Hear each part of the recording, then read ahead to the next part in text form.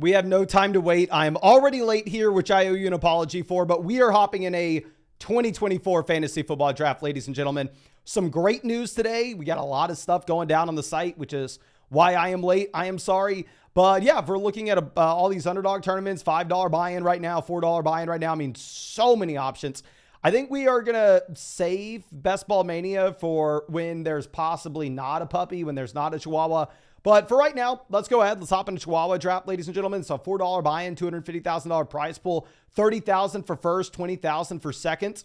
And let's get in here. And I forgot to give Underdog my location. So we're going to have to redo this, and we are going to have to give them my location. And now we are good to go. Just in case you don't know, Underdog needs your location, and we're in a puppy draft. I apologize. I clicked the wrong button. But we are in a puppy draft. Anybody wants to get in. But Underdog needs your location to make sure that you are in a state which Underdog is in, which great news regarding that, ladies and gentlemen. I'm sure y'all have heard me say a million times by now, oh, Underdog's in every state, but what are the states it's not in? It's not in Nevada. It's not in Louisiana. It's not in Hawaii. It's not in maybe Washington. I don't know. Let me know in the live chat if you're in Washington and you're in. But it's not in Michigan. Well, ladies and gentlemen. We got some news today. Underdog drafts now live in Michigan. So if previously you were not able to get in on the party, if you were in one of like the 4 or 5 states that Underdog was not in, things are different and life is better on this side. So congrats. I welcome you. I hope to draft with you, and I hope to teach you a few lessons in 2024. But thank you so much for everybody coming in with us. Again, I apologize for the issues. I apologize for being all over the place. We got nice and blunt in here at 4. A-Rod says, I never get the 101. Boo-hoo, my friend. Sebastian got the 101. Basically, Tank got the 103. And yes, Underdog is in Michigan. I appreciate you, ladies and gentlemen. It's a great Thursday. Joseph's complaining about having pick 8. We are going to be in a good spot here. We're at pick 11. I may try something different. Y'all know we've been going with a lot of 0 RB builds. There have been a lot of teams that we haven't drafted a running back within the first 7 rounds. I think we may try to go RB here at the turn. Let's see what happens.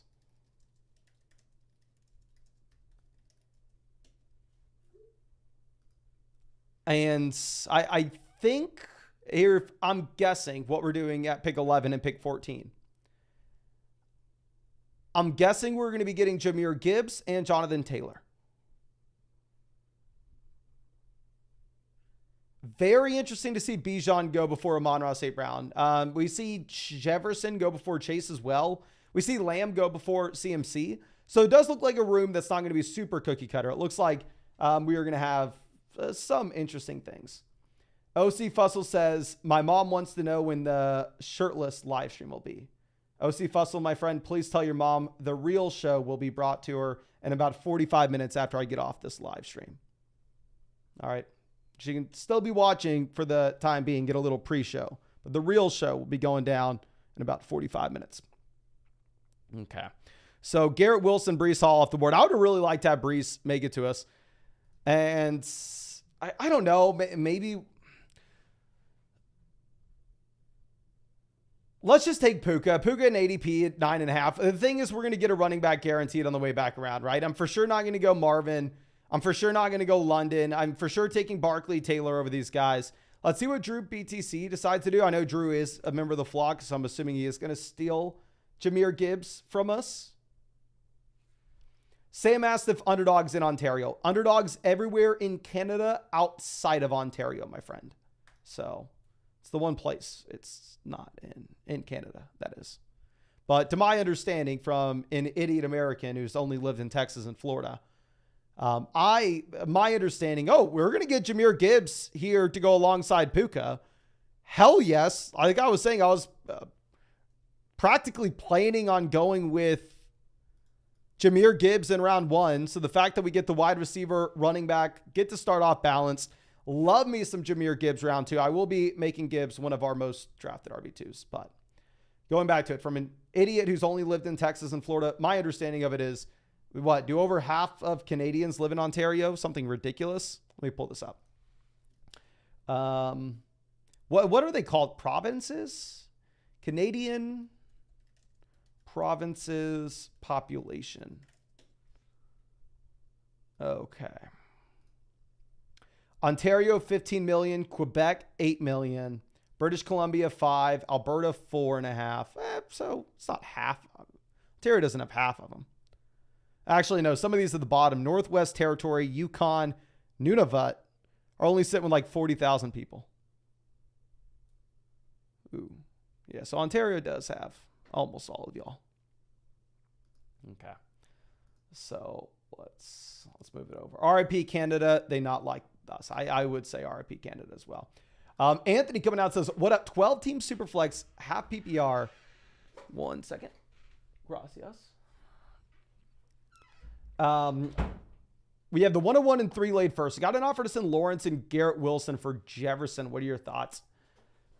Fair deal. If you really wanted to do it, you can. I think a lot of it's going to come down with how many starters you have in your league. It's a very fair trade. If y'all play Dynasty, who would you rather have? Trevor Lawrence and Garrett Wilson or Justin Jefferson? Probably go Jefferson unless it's a super deep league. Oh, and y'all get to see this cup. My grandpa got me this cup for Christmas. It's pretty good. Let's see. Will it focus in on it? We got a little cross-eyed Longhorn with some Christmas lights on it. Not bad. Not bad. We are only 7 months away from Christmas. About 7.5 to be exact. But of course, if for whatever reason you don't know what's going on here and you've stuck around this long for a random person rambling about pretty much anything other than fantasy football, this is Underdog Fantasy. These are best ball drafts. This is what we're doing every single night. I draft hundreds of drafts here every single offseason. And yeah, they're best ball, so no time committed all during the year. It's how we draft hundreds of teams every offseason. So I won $150,000 on Underdog 2 years ago.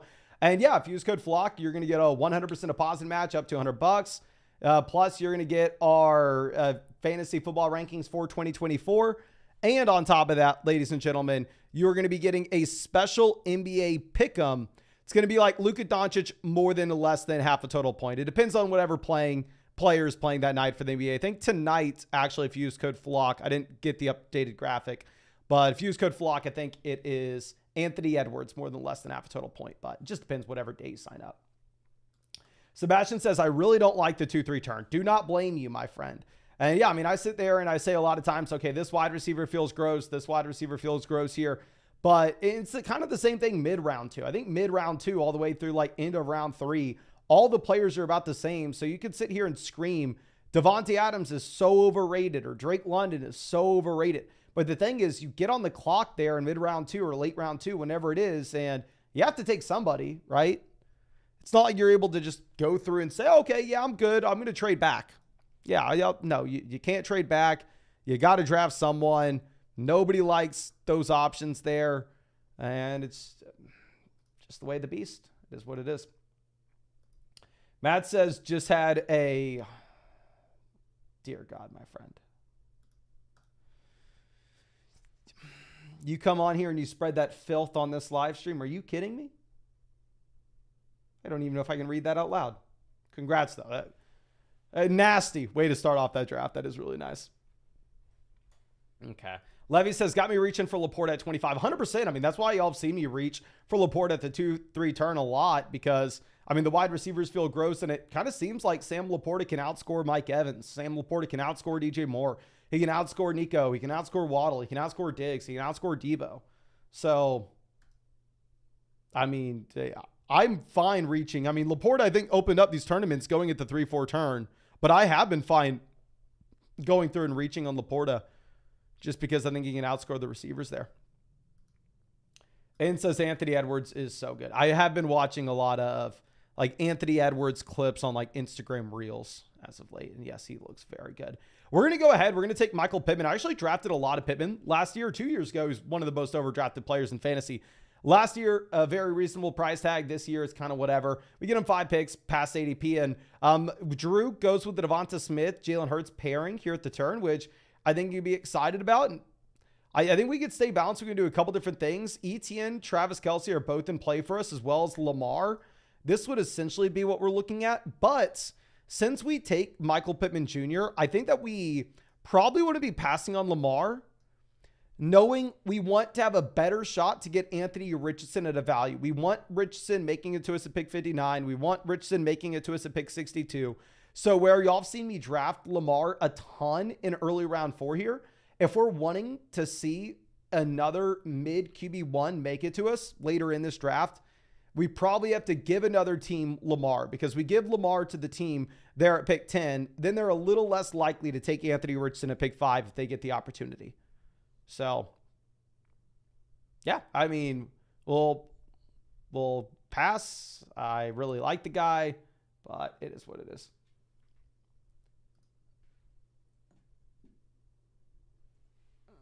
Okay. Philip says round 4 ETN's crazy. Haven't done a draft this year, but it looks like extreme value. I mean, honestly, yeah, I really do like ETN round 4. I prefer ETN round 4. If you actually pull up the rankings on flockfantasy.com, I have Travis Etienne ranked ahead of Derrick Henry. I believe maybe I have him ranked ahead of Devon Achane and Josh Jacobs as well.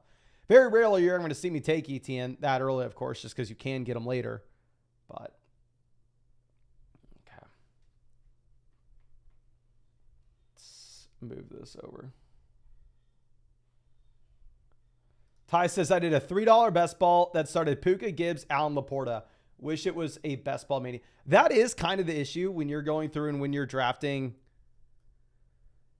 in these cheaper underdog drafts, right? You're in a $3 underdog draft. You're in a $5 underdog draft. You're in a $10, whatever it is. If you're like in a $3 underdog draft and then you just come out and you draft the best team ever, it's like, okay, well, I can't trade this team with the abomination of a team I drafted in the $500 tournament, which I know maybe that's not their exact experience. That's my experience a lot of times. Now we have Higgins going 45, Zay Flowers 46. I actually really like the Zay Flowers Higgins range. I know we've talked about this time and time again, and we say it every night, so I need to shut up about it. But I really do think like T. Higgins, Zay Flowers, Travis Etienne, Rashid White, Pacheco, Kelce, all the elite quarterbacks. I think mid-round 2 all the way through mid-round 4, it's all the same. So I can sit here and I can make a video saying, oh my gosh, Drake London is so overdrafted. Devontae Adams is so overdrafted. Marvin Harrison Jr. is so overdrafted. It's one big flat tier. I think it's just your personal preference, which feels very different than drafts in the past. Maybe it's just because it's so early in the offseason and I haven't been able to think enough. I don't know, but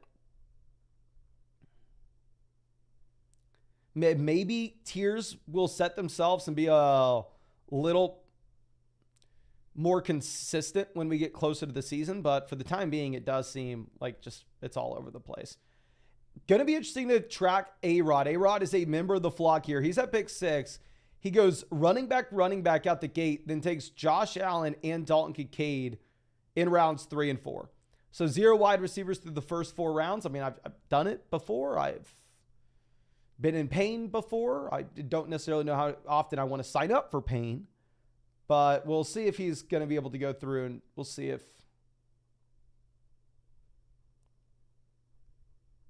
I don't know.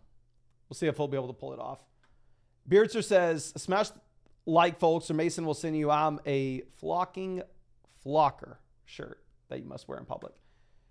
I know that's a little random, but I will say, I know we've had 1 million people reach out to us wanting merch and stuff over the years. I am working with a rebrand person who's going to rebrand the channel, who's going to rebrand the site for us, and he's going to make some merch as well. Full transparency, to pull back the curtain and let y'all know what actually makes money. Merch doesn't really make any money.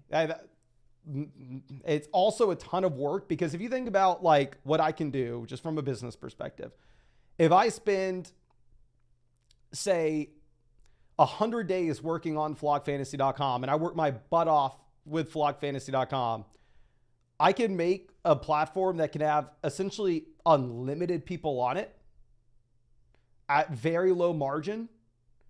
And it doesn't take a ton of my time going into the future. So the return on investment from a time perspective, it makes a lot more sense for me to just try to make flockfantasy.com the best that I can for all the site members with the subscriptions. And also, if I sell, say, 1 subscription versus if I sell 1 million subscriptions, it's pretty much about the same cost for me, since I'm going to have to pay the developers no matter what, right? Whereas merch, the margins aren't anything like that. I'm probably going to take Kenneth Walker here. Merch, the margins are really low. The return on investment for my time's not necessarily there. Like every shirt that I ship out, it only goes to one person, right? It's not like I can send an hour shipping out 10 shirts and it impacts 1,000 people. I spend an hour working on 10 shirts. It gets to 10 people. So I've been lazy. We haven't done merch at all, really, but we'll go Xavier Worthy at 62. We'll stay balanced. But I will get y'all some merch made and I will get it set up. Even if it doesn't make money, even if it takes a ton of time, what I'm probably going to end up doing is I'm probably just going to hire someone to handle it all. So we've done drop shipping before, but we did it like way back in 2020, right when YouTube started being a thing. For me, that is, obviously, it was a thing way before. And like I got my first order of shirts and I was like, oh my gosh, I would never wear this. This is the lowest quality crap I've ever felt. So we're not doing drop shipping anymore. If I'm doing merch, I'm hiring a designer. They're making a shirt that I would actually want to wear. And we're finding a local t-shirt shop that can make high quality shirts.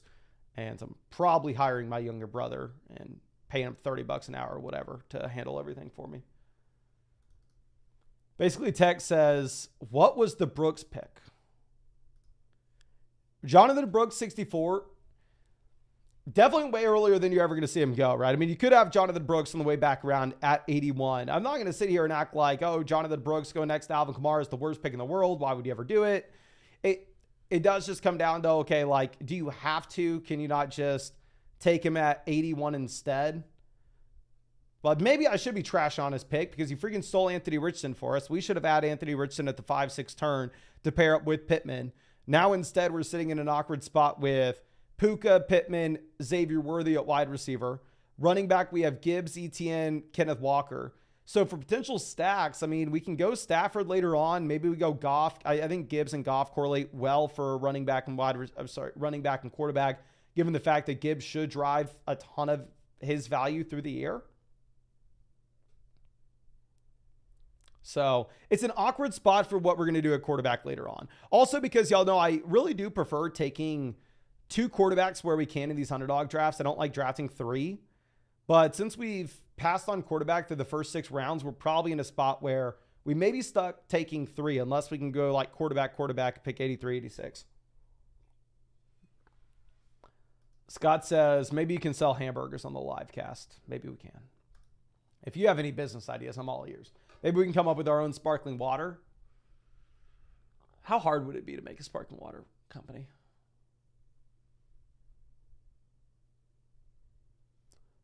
Considering the fact that half the time I can't even get OBS to work correctly and I can't show up to a live stream on time, I'd imagine my ability to run any kind of logistical business is out the window. I'd imagine I'm not even close to being able to. Sam says, do you have a day job besides Flock Fantasy? Yeah, I actually work for this small little, I don't know if y'all have heard of it. Small little brand called Versace. I'm a model, to be honest with you. But outside of that, no, it's just drafting fantasy football teams, modeling for Versace, and yeah, rambling on a live stream. Okay. So let's move this over. If we wanted to go with a quarterback here, I guess we could go like Dak and then Jake Ferguson on the turn. I probably don't want to do that, though. We'll see what makes it to us.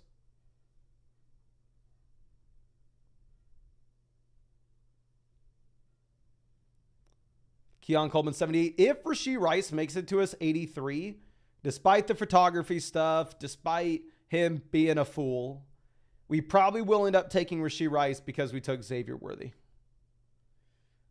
But I would also imagine that the team that drafted Patrick Mahomes right before us would also be looking at Rice.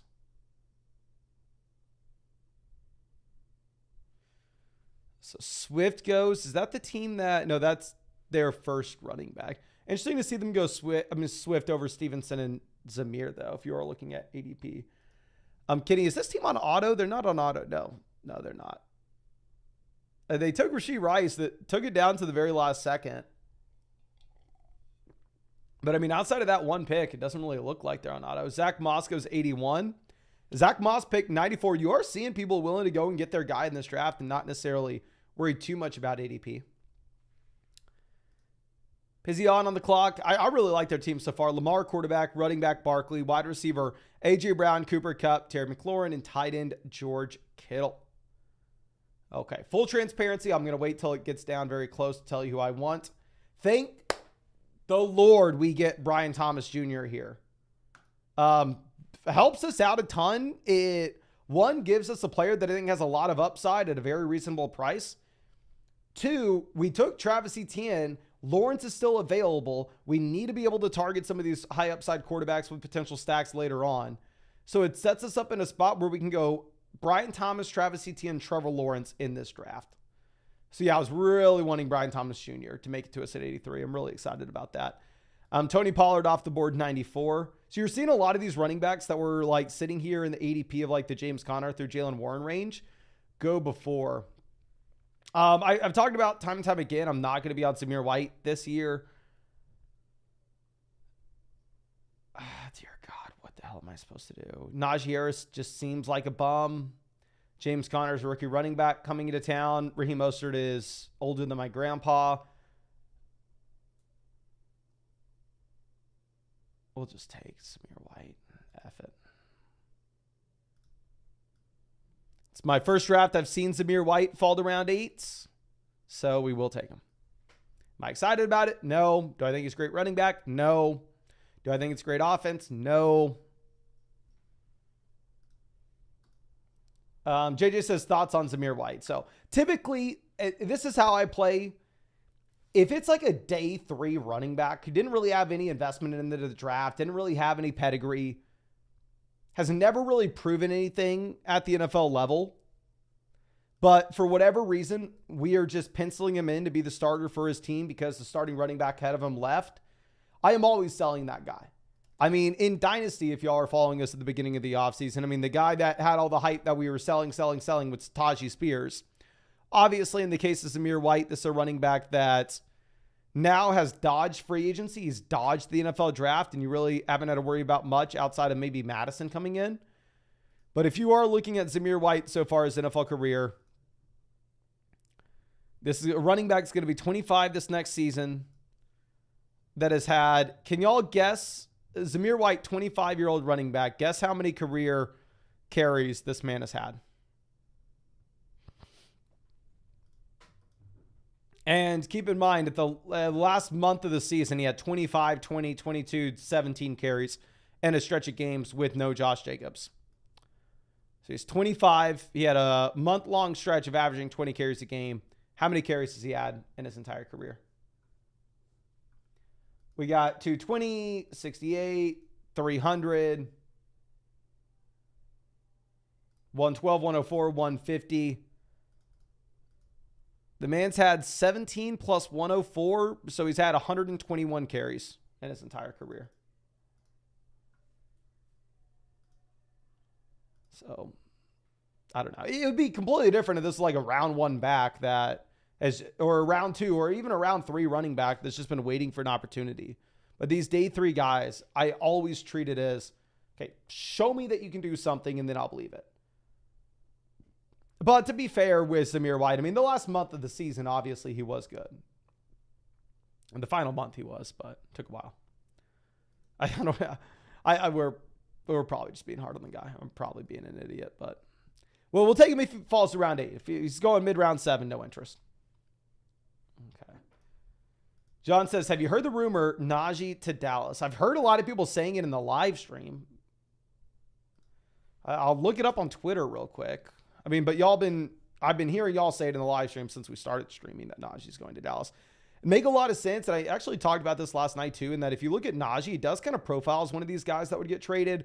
Round one back that's been disappointing, that's coming to the end of his rookie contract on a team that's made a lot of different moves. What's so funny. I'm going to see if I can share my screen with y'all.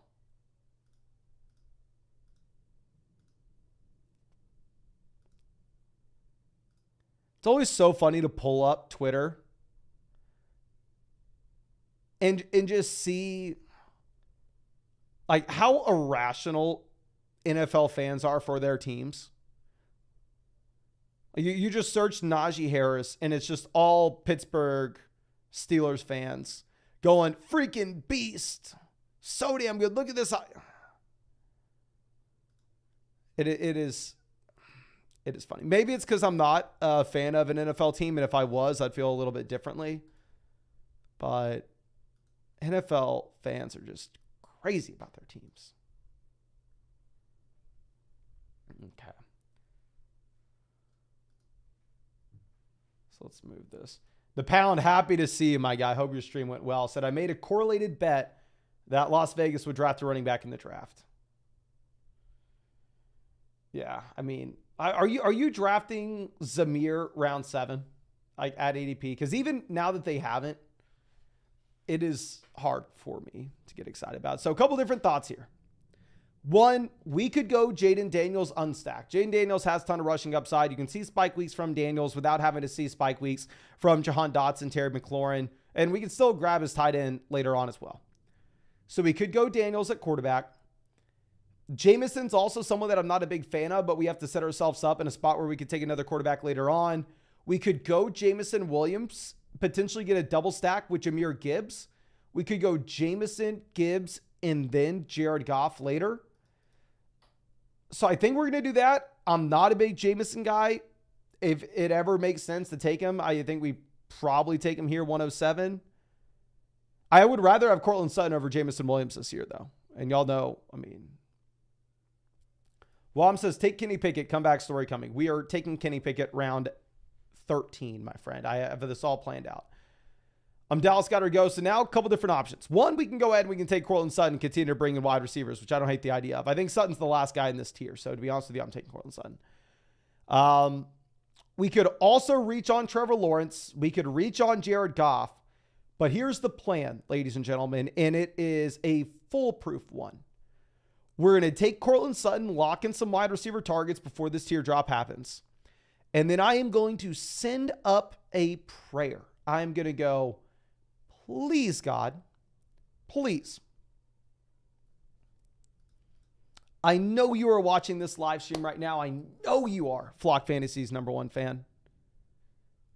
Let's see Lawrence and Goff make it back to us. Let's see it happen. The Pound says, it doesn't feel like Zamir can rise any higher, so why not wait until midsummer to get our shares when we have more? Honestly, I think that's 100% correct. It's like you also have the chance that the coaching staff's coming out and they say, oh, okay, Alexander Madison's looking like, I think you're right that you probably have some downside potential movement with this ADP and an upside. Henry says, where's the dog? Show the dog. I will get her in here. I'm going to tell you one thing. This dog has been the most well-behaved dog you could ever imagine over the past month. We had a little bit of a rocky week about a month ago when she, for whatever reason, kept on barking at night, thinking that I didn't need my sleep.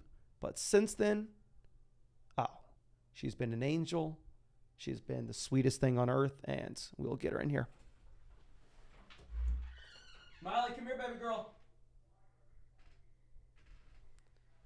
All right, she'll be coming, ladies and gentlemen. Unless my girlfriend's walking her, but usually she loves coming in here. I know everybody wanted to see. You want to come up here? Say what's up, people. What's up, party people? I know. Are you doing good? Are you going to tell them to use code FLOCK? Say use code FLOCK, everybody. Use code FLOCK, and I won't bark at night. I'll let Mason sleep. I know. You're being a good girl. You want to stay in here or you want to go outside? What do you want? I know. You can stay under. All right. She will be staying here, ladies and gentlemen. Let's move this over. So Trevor Lawrence does go 116 to the Christian Kirk team. It is what it is, right? We sent up a prayer. Didn't happen. Didn't get answered. But we still have some hope. We still have potentially Jared Goff making it back to us. As sad as that is to say out loud. And, oh, you know what? I just realized. If Jared Goff does not make it, no harm, no foul, ladies and gentlemen. Because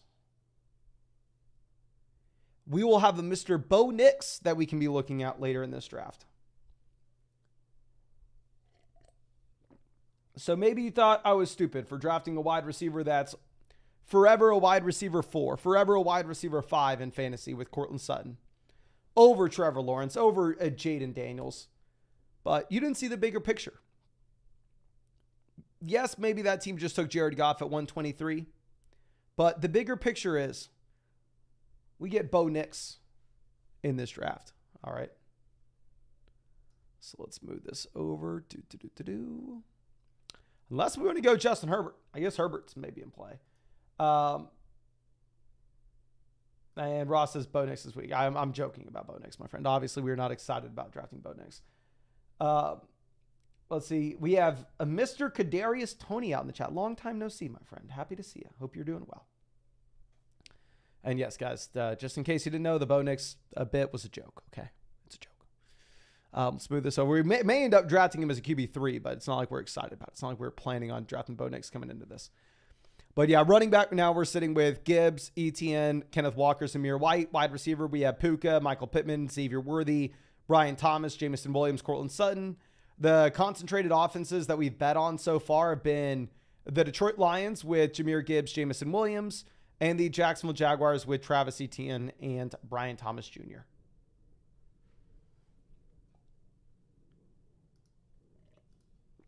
Sam says, I'm sort of new to fantasy football. Is it important to have stacks? Yes, it is. Regardless of the format that you're playing in, it is advantageous to draft stacks in fantasy, but especially in best ball drafts. It is. Jacoby Myers goes 128. Xavier Legette goes 129. What is Drew looking at here? So Drew has Jalen Hurts. He could end up going Justin Herbert. Herbert goes, so never mind. We are out of luck. We are going to go with A.D. Mitchell. Do I like A.D. Mitchell? No. Have I ever liked A.D. Mitchell? No. Did we take Michael Pittman Jr.? Can we correlate this Indianapolis Colts offense and have both pass catchers? Yes, we can. And we can sit here and cry afterwards. Judy, Jahan Dotson, both off the board. We're going to have to take 3 quarterbacks, 3 tight ends. We're going to go 3 QBs, 3 tight ends, 4 running backs, 7 receivers. So we can take another receiver. I don't know if we want to grab. We're not grabbing another receiver here. We can't do it. So instead, I think we may pull the trigger on our first tight ends. We've already whiffed so badly on quarterback that what's the point in going with Cousins here? Maybe the point would be, Mason, we want to score some fantasy points, which would be a good one. Would be a good point. Not going to lie to you. But we will take Cole Kmet and we will punish ourselves. Okay. I don't want to talk about it. Do I want to relive it? Do I want to recap this team, recap this draft? No. So let's find another team that we can talk about. Let's find a team that possibly did not pass on quarterback through the first 12 rounds. Let's look at Drew's team here. Drew Pickett next to us. Goes Marvin, Jonathan Taylor at the 1-2 turn. Would I have done it? No, I would not have. But then goes DeVonta Smith, Jalen Hurts at the 3-4 turn, which is what we should have done. What I should have done, hindsight being 2020, is we should have gone Smith, Jalen Hurts at the 3-4 turn. This team would have been perfect if we were able to do so. Or not perfect, but it would have been pretty good. But, yeah. Tough scene. We're going in on the Indy passing offense with Pittman and A.D. Mitchell. We're going in on the Jags offense with Brian Thomas and Etienne. We're going in on the Lions offense with Gibbs and Jameson. And Sebastian says, how did we do at the 101? So let's go ahead and let's pull this up, my friend. Super standard through the first 5 rounds. Getting Kyler at 72. Really liked to pair up with McBride as well. Deontay Johnson way after ADP. I'm not a big fan of Deontay Johnson at ADP, but 96 feels fine. We get Purdy to stack up with Debo. Very well-balanced team. Shaheed, I'm not a super big fan of, but I mean, you're in the range of round 11 already where the majority of these guys have fallen off.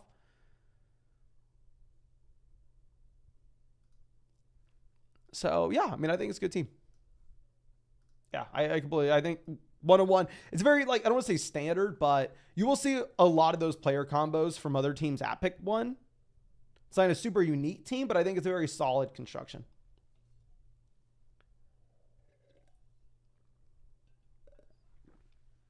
Owen says, are you going to do a fantasy league? So we draft with everybody every night. And let me say another thing too. Ross said Cousins, then Mooney. I thought about this as well at pick 134, possibly going Cousins and then targeting Mooney later on. But I just knew that Mooney was going to go before we would have had the chance to take him at 155. And yeah, Mooney goes here 146. But yeah, so we draft every single night with everybody who watches the live streams on Underdog. And now it's available in Michigan too. So the Michigan peeps can get involved. Just use code FLOCK. But I have talked with the experts on flockfantasy.com, possibly getting about possibly getting a flock league going. So, which would be really exciting. Maybe we could like give away a spot in that league somehow. Okay, if I don't even want to talk about the possibility of us not getting Matthew Stafford. This team has Mahomes and Richardson. This team has Lamar and Herbert. Nobody can take Stafford but us. Okay, we get Stafford to pair up with Puka, ladies and gentlemen. At least I'm assuming. This team takes Stafford with Lamar and Herbert. I may lose my goddamn mind. They go Roman Wilson. We get Stafford to pair up with Puka Nacua. We get him as our QB1. And Matthew Stafford, for the love of God, go back to the Detroit Lions days and let's air it out. Let's see how much passing volume we can get in this offense. Deshaun Watson goes 156. This is the Jalen Hurts build, so I'd assume that maybe Drew's done at quarterback. Maybe not. Could be wrong.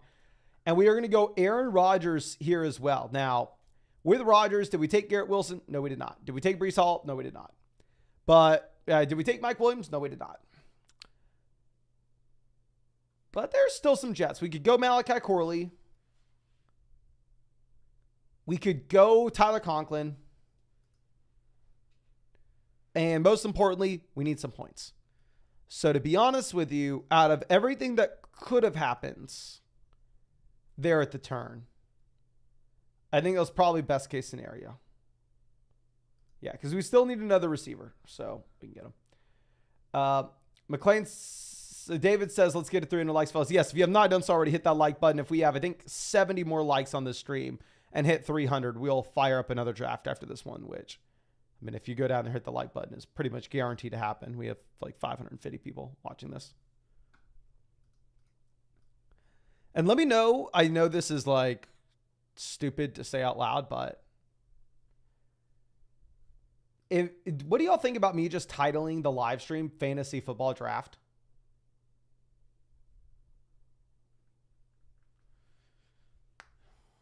What do you think of the title? Good or bad? Good or bad?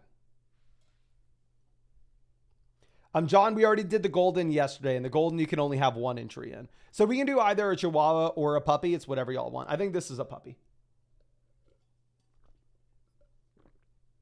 We got good title. Meh, that works. 300 likes for another draft. Could use best ball in the title. Levy says not clickbaity enough. I would think that, my friend, but the thing is, when you have a Versace model on your thumbnail, do you need a clickbaity title? Probably not. Probably not. Okay.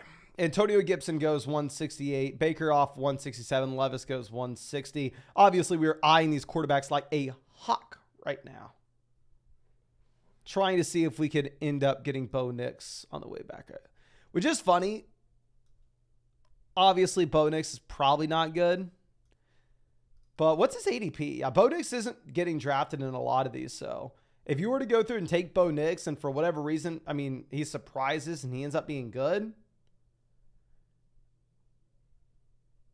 And you could have a high upside player at low ownership. Obviously, his odds to turn into CJ Stroud are less than 5%, but CJ Stroud was going around 17, 18 last year, or 16, 17. Obviously, I am not trying to say Bonix is CJ Stroud. I have no idea who he is. He's probably bad, probably doesn't do much this season, but correlating with the team, having a player at low ownership, and having a wide range of outcomes is something we care about. Mike says, which quarterback from Denver is going to start? It has to be next, right? D-Wings, man, happy to see you, my friend. Says, full PBR keeper. We have Amari and Laporta. Do I draft Breece Hall or Amon-Ra St. Brown? Love the drafts in Michigan, so can't join. My friend, I have news for you. Underdog just dropped in Michigan today, so you can get in these drafts. Hashtag use code FLOCK. Breece Hall versus Amon-Ra St. Brown. It depends on the kind of league that you're in. If it's just a shallow redraft format, I'm going to go ahead. I'm going to take Breece Hall. If it's an underdog draft, I would go Amon-Ra St. Brown. Yes, Michigan can play now. Don't know if you heard that or not, but Underdog dropped in Michigan today. So if you're in Michigan and you want to hop in a draft with us, code FLOCK, link in the live chat, link in the description, link in the comment section. Let's freaking go. Now, Jaleel goes, Tez Walker off the board, 180, 181. We can take Juwan Johnson. So last round, we didn't say it out loud, but actually, no, we're going to go Tyler Conklin. We're going to go Malachi Corley, Tyler Conklin here at the turn. We took Aaron Rodgers there around 14. So grabbing a few more of these Jets. Obviously, they're not the top end stacks. It's not Garrett Wilson. It's not Breece Hall. But, I mean, just getting any of the correlation that we can in here with the Jets is going to be ideal. And, yeah, we are 20 likes away from firing up another draft, ladies and gentlemen. So if you want another draft, I would go down there, hit the like button. And I'm not waiting until pick 216 to determine if we're going or not. If we don't have it by 206, the last pick we're making, I'm saying deuces, and we're heading out for the night. Actually, Underdog sent us a package of stuff my girlfriend texted me. So I'm very excited to open it up. I have no idea what's in it. And I am not going to lie. My feelings would not be hurt in the live stream right now and go see what Underdog sent me because she said it was a big package and I am pumped. Okay. D-Wing Advance says, thanks, brother. It's redraft. Yeah, if it's redraft, if it's only like you start 2 wide receivers and a flex and it's a shallow bench, I'd probably just go ahead and take Breece Hall. Okay. Pack It Up says we hit 300. Okay, if we hit 300, we will just fire up another one. We just got in a puppy, so I think we're going to get in a Chihuahua here, ladies and gentlemen. $4 buy-in. This is $30,000 for first, $20,000 for second, $250,000 prize pool. So let's get this party going. All right. And yes, I'm assuming that this was filled with the majority of y'all. And maybe some of y'all from Michigan now. Okay. Chris says, need to do an unboxing live video. If I had any idea what was in it, I would. Maybe we will. Spam the chat. Do you want me to unbox what Underdog sent us on the live stream? I wouldn't be able to. I'm assuming maybe it's t-shirts. I don't know. But we got the 112 in here. Happy to see you, my friend. Okay, we have a ton of people wanting to see it. All right, do we have any no's? Okay, we don't have many. Okay, we'll open up whatever Underdog sent us. Let me text the girlfriend and bring it in here.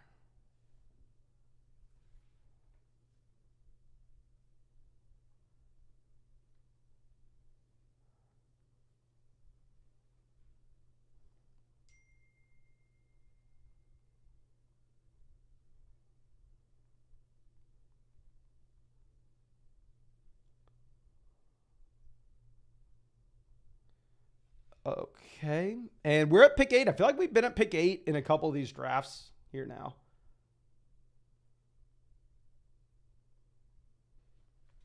Chase goes 4.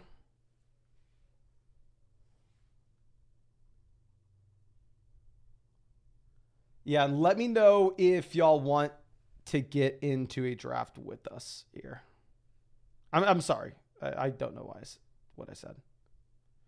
I'm all over the place right now. I'm trying to pull up the other drafts on my phone. Okay, so we're on the clock. I think we're going to go Breece Hall. There's not too much to discuss. I think Breece is the last guy that's going to be in this tier of 8. The real question is, who makes it back around to us at pick 17? I know there's a lot of hype regarding Breece Hall and that this is a running back that, of course, I mean, at the end of the day, he was a top-end asset last year, a phenomenal receiving back, had a crazy target share with Zach Wilson. I mean, now he's another year removed from the torn ACL, so he should be fully healthy. Aaron Rodgers should come in here and elevate the overall offense. So there are a lot of reasons to be freaking pumped on Breece. And then you can also say, okay, well, this is a team that's drafted 3 running backs over the past 2 years. They just took Braylon out. They just took 2 running backs in this draft. So, of course, they would never be replacing Breece Hall as the starter here. But are they viewing... Ooh, I need to... Okay, we panicked and took Bonix in the other draft. But are they planning on maybe turning this into a potential committee? Okay. We're going to go Audric Estime in that with the last pick in that other draft to get the correlation with Bonix and Sutton. But Olave goes 13, so the team at 12 decides to have that unique start out the gate. There aren't going to be many teams at all with the Jahmyr Gibbs, Chris Olave combo. Okay, Barkley goes 14.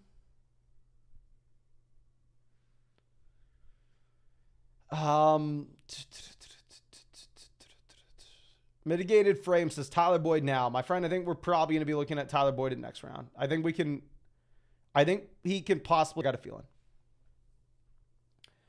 Marvin goes, and I am left throwing our hands in the air.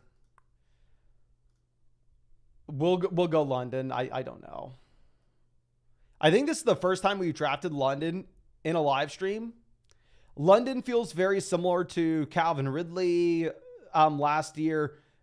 Honestly, maybe the better example of London would be Courtland Sutton from 2 years ago, where everybody was coming out saying, oh my gosh, he's so good. He's just had bad quarterback play. Now he's going to get good quarterback play, and he's going to be the league winning wide receiver this season. Like, that's kind of the hype that you have surrounding Drake London right now. And I want to say, okay, it's easy to fade this guy. He's going into year 3. We've never seen him be anything close to this in terms of returning on the price that he's drafted. But I don't know. Can I make a strong, going right back to what we're talking about every single night, mid round 2, I can't make a strong argument for really any of these guys. So I feel like it's too expensive for London, but if I were to take DeVonta Adams, I'd feel like it's too expensive for DeVonta Adams. If I were to take Stephon Diggs, I'd feel like it's too expensive for Stephon Diggs. If I were to take Kyren Williams, I'd feel like it's too expensive for Kyren Williams. So it doesn't really matter who I go with. I'm not going to feel good about it. Mark says Tyler Boyd or Michael Thomas. All jokes aside, I would rather have Tyler Boyd over Michael Thomas. And I have no idea if the girlfriend's seen my text. Should I call her and tell her to bring the box in?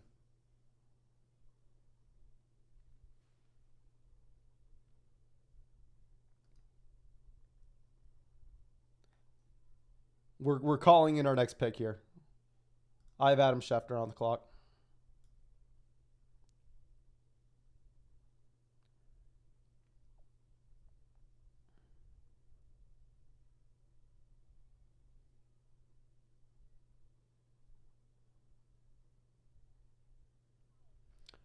Hello, Adam. Yeah, this is Mason from Flock. I'm just calling in. We're on the clock at pick 32. Yeah, no, I'm doing great. Don't have too much time to chat here. I mean, this pick's pretty important. But yeah, I think we're going to want DeVonta Smith. Yeah, lock us in for Smith. Thanks, man. Appreciate you. Flock Fantasy selects DeVonta Smith, pick 32. Okay. We took Smith. Maybe neighbors would have made it to us. Maybe it would have been cool. We take Smith here, stay balanced with another wide receiver, someone that was going at the 2-3 turn last year. And yeah, we set ourselves up with a spot, potentially go quarterback round 4. So when we go Smith, we have the option for Hurts. We have the option for Lamar. We have the option for Mahomes. You make an argument, go Kelsey at 32, and you get a little more likely to get Mahomes to make it back to you at 41. But I think going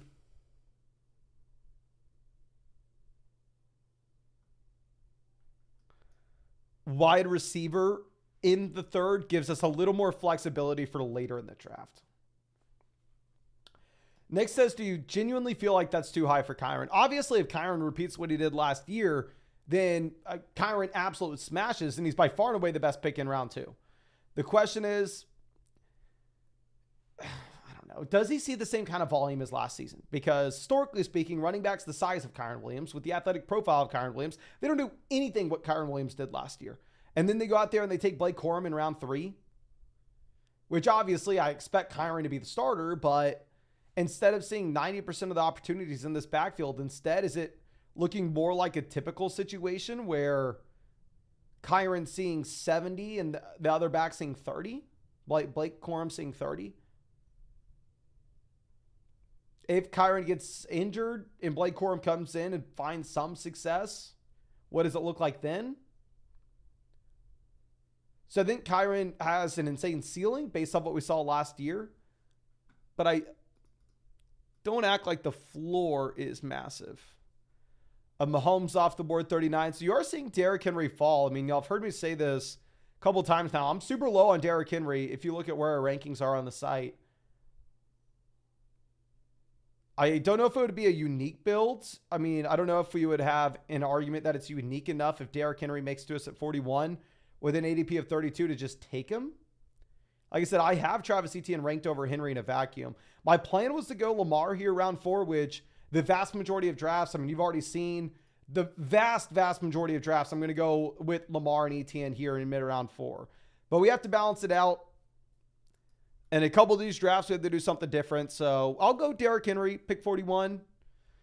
I mean, Derrick Henry's old. I don't necessarily know if Derrick Henry is going to be able to replicate the success of Gus Edwards last year. But even if I want to say, oh, Derrick Henry's an old running back that had his worst season ever last year, the fact of the matter is he's stepping into a Gus Edwards role where I don't think Gus Edwards is that good at football. And Gus Edwards returned a ton of value in fantasy. So, yes, we will take old man Henry here. Take old man Henry. And a very similar draft to the one that we just did, right? I mean, we go extremely balanced out the gate at running back and wide receiver, 2 running backs, 2 receivers through the first 4 rounds. Here, I'm sorry my girlfriend has not checked her phone. I'm sure she will check her phone soon, and I'm sure we'll get this package in here soon. And just in case you're just not coming in, I already know, you all know, this is Underdog Fantasy. This is where we draft every single night. It's best ball, so no time committed at all during the year. So I won $150,000 2 years ago. That's how I draft hundreds of teams every offseason. You already know that it used to be available everywhere outside of Louisiana, Nevada, Washington, Hawaii, and Michigan. But news today, ladies and gentlemen, Underdog has come to Michigan. It is available for drafts now if you want to hop in drafts with us. So if you're in any of those 46 states, which Underdog's in, I'm estimating, maybe there's 1 or 2 I'm off with, but you can find that link in the description, comment section, live chat. Code FLOCK, we get hooked up with a 100% deposit match, plus our 2024 fantasy football rankings, plus a special NBA pick'em, such as like Luka Doncic more than less than half a total point, depending on whatever day you sign up. But use code FLOCK if you want all that. But Rashid White off the board, 52.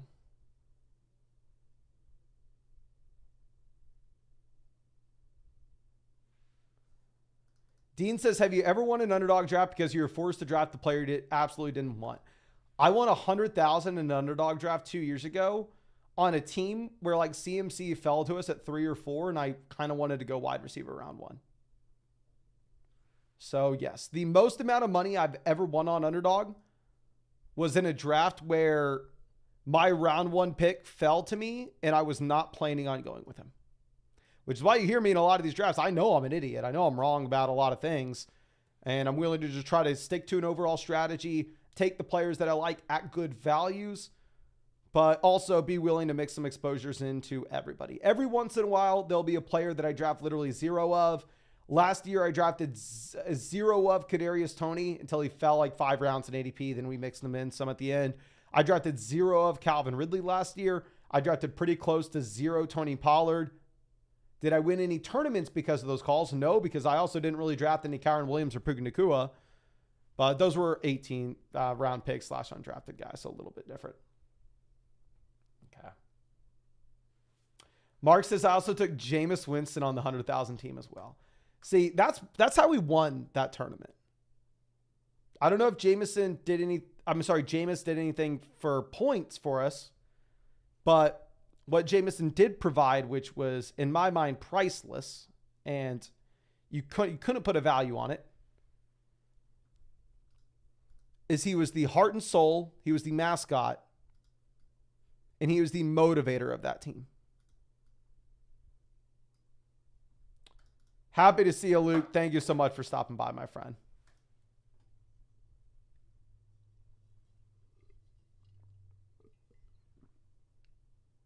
Now, Rome goes off 63. So, I haven't drafted a lot of Pitts either, but I mean, if we were ever going to take Pitts, it makes sense to do it on a London team, right? This team already has McBride, so we'll see what they decide to do, but if he takes Pitts, I'm not taking Kamara or Kittle. I'll probably slide down a bit. If he takes Pitts, I probably go Addison. He goes Ladd. So we are going to take Kyle Pitts as our first tight ends. Obviously, setting up the potential double stack here with Kirk Cousins.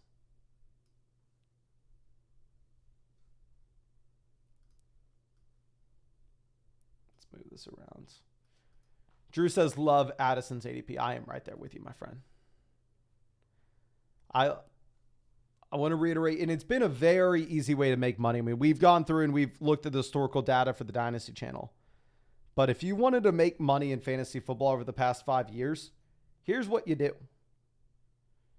You draft wide receivers that were good prospects and were good rookies, and you draft them going into year 2. It's a very simple process. It's almost foolproof. Now, obviously, we can say, oh, okay, well, situation's bad. Oh, okay, well, blah, blah, blah, blah, blah. But at the end of the day, Jordan Addison was a very good prospect. He was a very good rookie. And you're getting him at like wide receiver 40-ish something. So I will be drafting a lot of Jordan Addison this year at cost. Like I said, if we didn't take London with this team, I probably would have taken Addison. But I think it probably just made sense to take Pitts, fell 5 picks past ADP, lined up with the London build. So, yeah.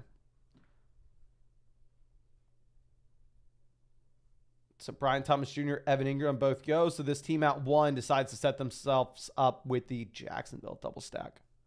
God, I really want my girlfriend to bring in that package so we can do a live unboxing. I may have to open the door and yell at her. The dog's in the way, though. Miley, hey, do you mind moving? Thank you. Elliot.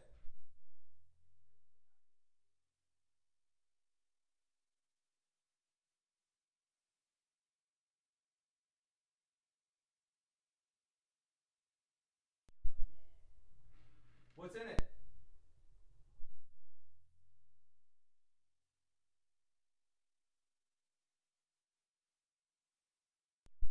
It is being delivered, ladies and gentlemen. 1 second.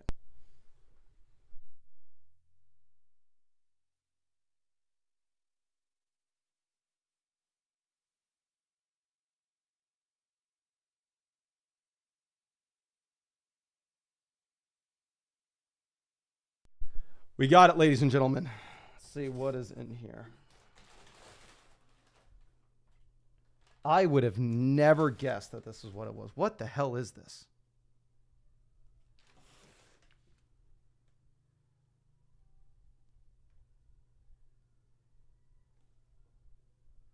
Okay, we'll look at it in a second. Okay, let's move this over.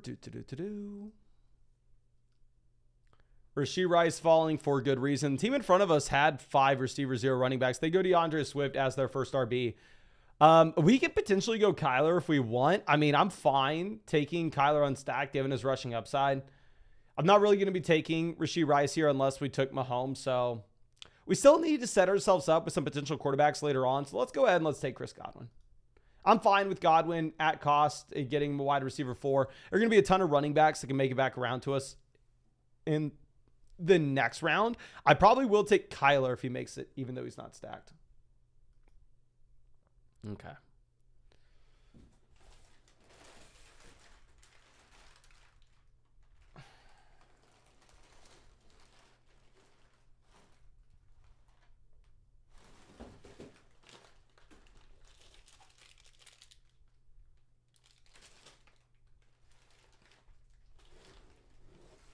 Okay, I was expecting this to be Underdog merch. We got a cool Underdog bag, but we'll show the rest of the stuff. I'm just very confused here. Let's move this over.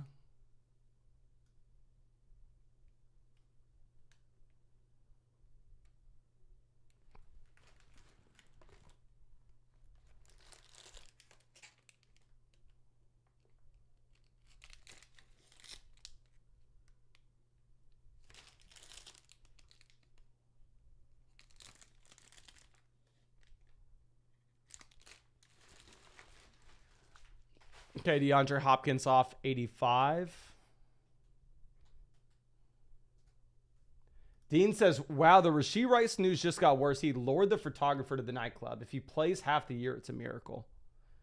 How do you lure a photographer in the nightclub? Go, hey, man, you're going to want to take some pics of this. I'm about to check these moves out on the dance floor. I'm about to get freaky with it. Is that how you, I think that's probably how you lure a photographer in. But this team has 6 receivers tied in, no running backs. So you'd assume at some point they're going to pull the trigger on a running back. I'm going to take Kyler Murray here, like we said. I mean, yeah, we don't have an Arizona stack, but I think it's so damn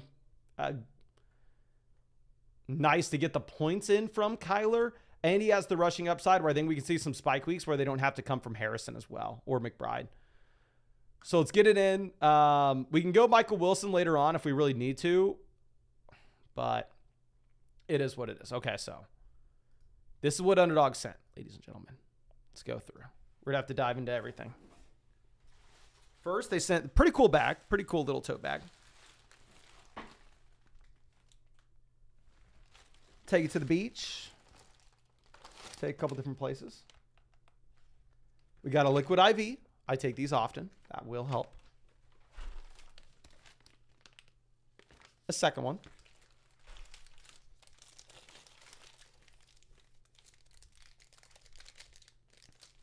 Bunch of different protein bars. Maybe we can try one on the live stream. A third and a fourth liquid IV.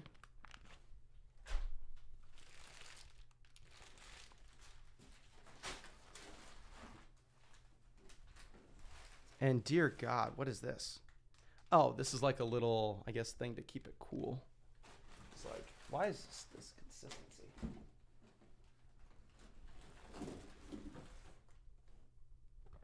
I am excited to try this. What is this? Some concentrated beet juice. Oh, it's getting deeper than this, my friend. We didn't just get a liquid IV. Concentrated beet juice. It's actually really good to have on the bike.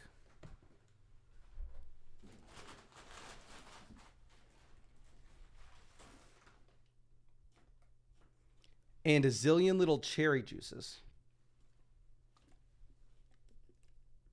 I would bust it open and drink it now, but I do not want to be up all night. But I believe that is it. Honestly, pretty damn excited. I may try a protein bar at the end of the live stream. We'll see.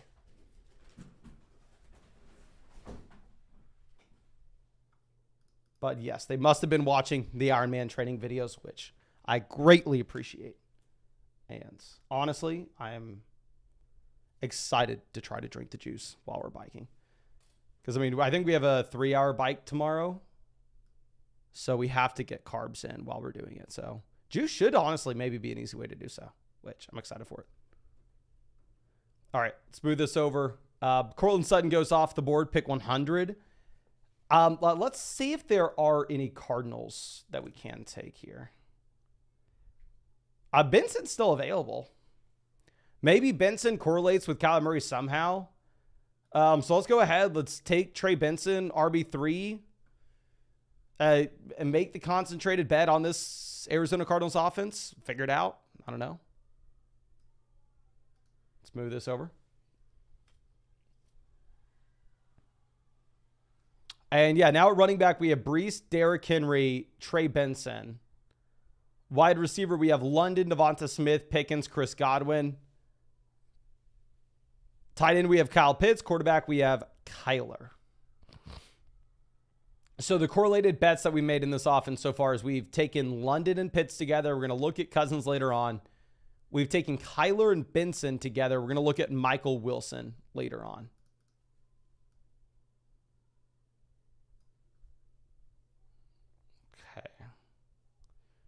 Now, you have Bowers falling. I wonder if Bowers makes it to us with our next pick, if we can potentially get away with only drafting 2 tight ends.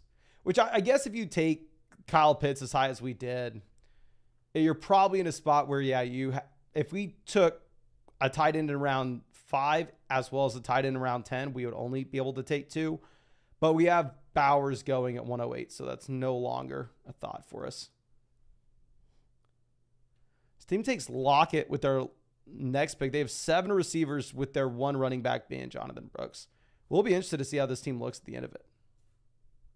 I'm assuming that team's going to be a build around 7 RBs, which I'm completely fine going with that that 0 RB approach. But if I'm going to go 0 RB to that extent, more times than not, I'm wanting to grab an elite level quarterback if we can. Like, to take the 7 receivers before when you're 1 running back, Jonathan Brooks, and you have 0 quarterbacks, I think that's a lot more aggressive than, say, taking the elite level quarterback in round 4 and then going with the rest of that strategy. So we could go Hockenson, potentially set ourselves up with only a 2 tight end build here. Tua's not really in play. I'm not taking A.D. Mitchell. Dobbs, I don't really care for here either. I don't really care for Shaheed here. Lawrence doesn't do anything for us. Goff doesn't do anything for us. I'm not drafting Chase Brown. Yes, I think we're going to go ahead. We are going to take TJ Hockenson. Now, of course, with Hockenson, the issue is a devastating injury, potentially an offense that's hard to get super excited about here in Minnesota. But yeah, I mean, it is what it is. Let's just go ahead. Let's pull the trigger on him at 113. And now running back, we have Breece, Derrick Henry, Trey Benson. Tight end, we have Pitts, Hockenson. Wide receiver, London, Smith, Pickens, Chris Godwin. Mark says no love for Romeo Doubs. Not necessarily. I think a big reason why you see Romeo Doubs go at that ADP is if you look at where Jordan Love goes a lot.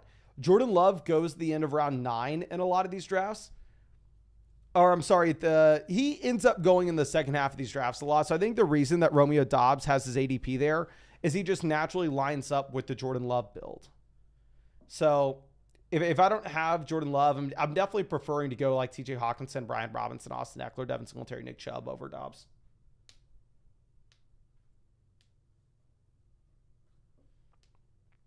Now, let's move this. And you have Tua falling. So what you're going to see a lot of times in these drafts, if the team that takes Tyreek, if the team that takes Waddle, they can wait and they can push Tua lower because they don't have to really worry about anybody else taking him. So this team has Achane, Tyreek, and Waddle. So they have the entire Miami onslaught. So they're on the clock in the last round. They go, okay, I can, even though Tua's already 9 picks or so past his ADP, I can pass on Tua and expect him to make it back around to us because I don't have to worry about anybody else taking him, which obviously ends up working out for them. Now, super balanced team that we have. I don't necessarily think that we really need anything.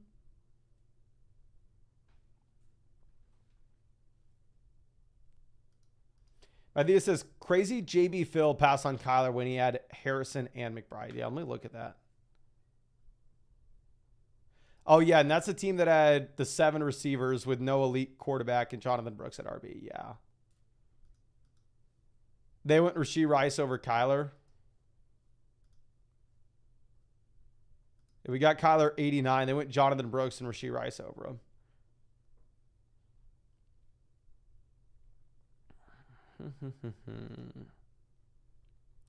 I kind of want to only go with the 2 QB builds.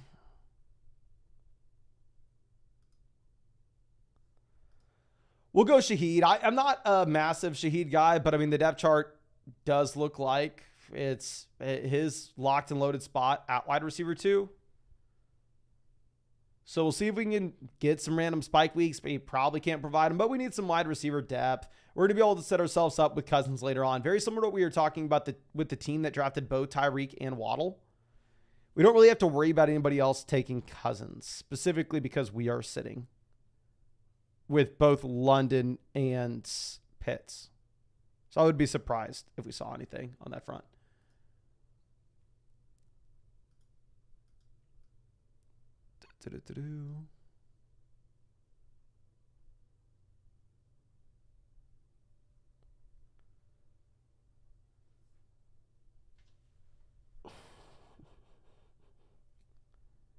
With some wide receivers going off. So, I mean, really, it doesn't matter what happens as long as we get Cousins on the way back around.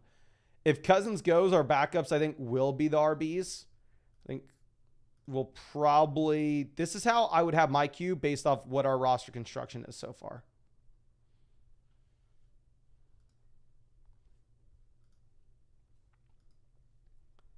See if we can guess what these teams are going to do. This team is the Mahomes, Kelsey stack. Balanced through running back and wide receiver. A lot of times you'll see Cooks go here. And yeah, Cooks goes 135. I think this team's just a lock to take Zeke, unless I'm wrong. Unless they hate Zeke. But yeah, Zeke's... They go Charbonnet. I mean, I'm not going to argue with that at all. Y'all know I love Charb. But we're going to go ahead. We will take Cousins as our QB2 on this Kyler build.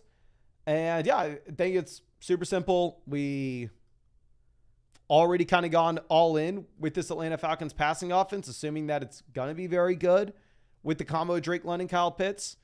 I mean, you could go super deep with it and you could say, okay, well, we want to be unique. We want to have maybe London and Pitts paired up with some other elite level quarterbacks. And hypothetically, Michael Penix, for somehow, some way he gets in here year 1. And we get a big Atlanta Falcons blow-up week and Cousins isn't involved. And if all the other London Pitts teams have Cousins, then you could stand out from the rest of the field if instead, say we drafted like Justin Herbert, they're 128. But we're not going to overthink it. We're just going to... I think this team has enough value. I think this is a strong enough build where we can just go ahead. We can take Cousins. Okay. Melnurses says, can you do a basic video on how to play this? I'm very interested in playing it. Just very new, like brand new. Okay. Let's go over the very, very simple basics of Underdog. You are going to draft your team and you're never going to touch it ever again. Your starting lineup is automatically submitted for you at the end of every single week. And there's no waiver wire. There are no roster moves. That's why it's zero commitment at all during the season. That's why you can do this and then still care about your main fantasy football team and still spend time on that one, right? And then also that's why we're able to do so many of these. So essentially what's going to be very different about this versus your regular fantasy football league, it is extremely important in this league to care about your roster construction because you're not going to be able to make any moves. So here, you're never only going to draft one quarterback. You're never only going to draft one tight end. You're going to draft 2 to 3 quarterbacks. You're going to draft 2 to 3 tight ends. You're going to be drafting anywhere from 4 to 7 running backs. I know that's a wide range, but just think if you were to draft your first 4 picks or so being running backs, you probably only want to take 4. If you were to wait until round 10 to take your first RB, you can probably get up to 7. So just think about where you are investing into those guys. how it makes the difference. And then the rest of your spots are going to be of a wide receiver. And you want to throw as many wide receivers together as possible because the wide receiver position's typically going to be a little more volatile, where you'll see someone like Jameson Williams be a bum all year. And then all of a sudden in the fantasy football playoff tournament in week 16, maybe as a massive 2-touchdown, 160-yard performance, right? So you want to try to allocate as many roster spots as possible to the wide receiver position. And also in these underdog drafts, wide receivers are going to get pushed up a bit as well. So hopefully that helps. John says, hey, Mason, Michigan just went live. Has the deposit changed for code FLOG 50% deposit match now? So I thought that was going to go live tomorrow. So the offer right now is the 100% up to 100. Or let me figure out what we're going to do. I think we just reach on Michael Wilson to pair up with Kyler. I'm not going to overthink it. But the offer, I thought it was going to go live tomorrow. Maybe it went live tonight. I don't know. Please keep me posted. But yeah, if you use code FLOCK, today, to my understanding, it's 100% deposit match up to $100. Tomorrow, it's a 50% deposit match up to $250. So starting tomorrow, I think it's if you were to deposit $500 on a new account with code FLOCK, you would get $250 extra added on. Mel Nurse Rock says, do you play just once or every week? You're going to go up against your league mates every single week, but you're not having an individual matchup. Your just total points in your lineup are accumulated through the course of the entire season. And then the top two teams in your 12-team league are going to advance to the fantasy football playoff tournament. And then there, it's going to be bracketed off into brackets. And you're going to advance round by round, rounds 15, 16, and then until round 17 when you're in the final. And that's where all the big boy prizes are handed out. But you can read everything on the info page for whatever tournament that you're going to enter into. But Ray Davis goes off the board 158. Adam Thielen goes 159. I'm not super excited to take any quarterbacks. I'm super excited to take any tight ends here. Pretty much looking at running back and wide receiver. Wide receiver would be Roman Wilson, Jermaine Drive. I don't like any of these receivers. Running back would be Dobbins, Chuba Hubbard, Tyler Allgeier. We could go quarterback, go 3Q. Honestly, we're going to go QB. We'll take Baker. We'll pair him up with Godwin. I just think we're in such a gross range of running back and wide receiver that the opportunity cost isn't massive for us to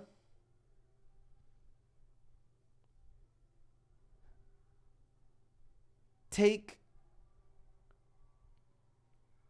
a quarterback. I don't know. I mean, am I really sitting here thinking Jermaine Bertrand is going to be a league-winning option? J.K. Dobbins with his $50,000 guaranteed. Is he going to be a league-winning up?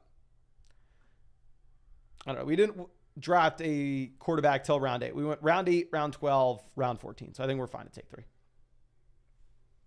John says, yeah, I got 50% for Michigan here. Guess started early. I'm so sorry for any confusion, my friend. That's 100% on me. But thank you so much for letting me know. And I'm excited to get into drafts with you.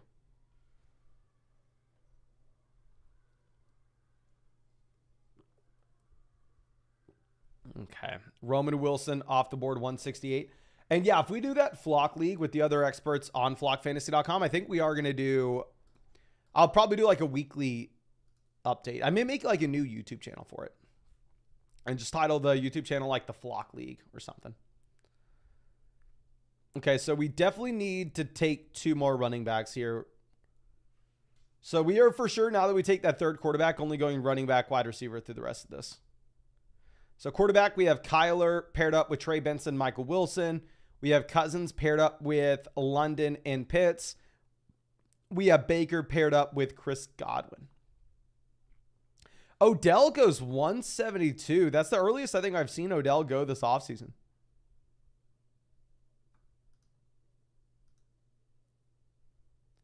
I would agree with this, my friend. I would agree.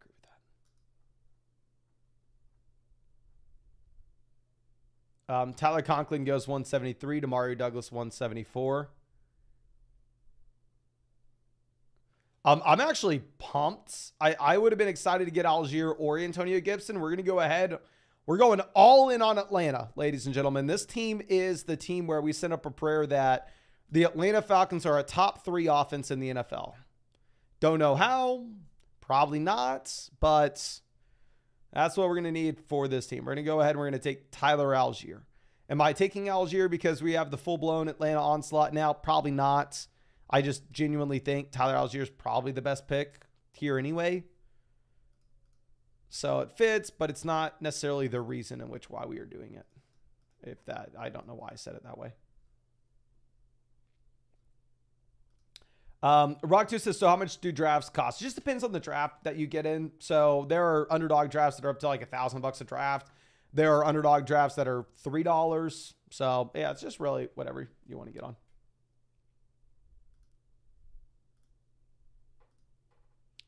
Isaiah likely goes 181. I know who we would want here. I think y'all probably know this as well. Matt says, I found myself going 0 RB a lot early on in pre-best ball drafts, but now that the ADPs, I draft a lot more running backs in rounds 2 through 5 now. It's just a lot safer to draft like Rashid White and James Cook now. I mean, where you kind of an understanding of what their situation is. Hayden, I think it actually may end up being up to like $2,500 unless I'm wrong.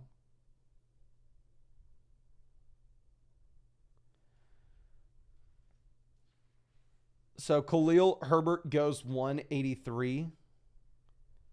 I think we may get our guy then. JV Phil, as I'm assuming they're going to continue to slam running backs. They go Tyron Chase. I mean, we took him in a live stream a while ago. We're going to go ahead. We're going to take Roschon, hook him horns. I think he's the RB2 there in Chicago behind DeAndre Swift. I think he has a role from week to week perspective. I'd rather have him over Khalil Herbert. And we're going to end up taking 2 more wide receivers on this draft as well, ladies and gentlemen. But I think we're probably going to call it a live stream here. We've been live for about an hour and a half. We need to go throw all this underdog stuff in the fridge. But appreciate you so much hanging out with us. I really hope that you had fun tonight. I really hope we were able to make your Thursday night better. And yeah, of course, we'll be live tomorrow. Tomorrow, we may be live after 9 p.m. Eastern. We may be a little bit late tomorrow. Have a lot going on, but I will try to keep you posted on when we'll be live.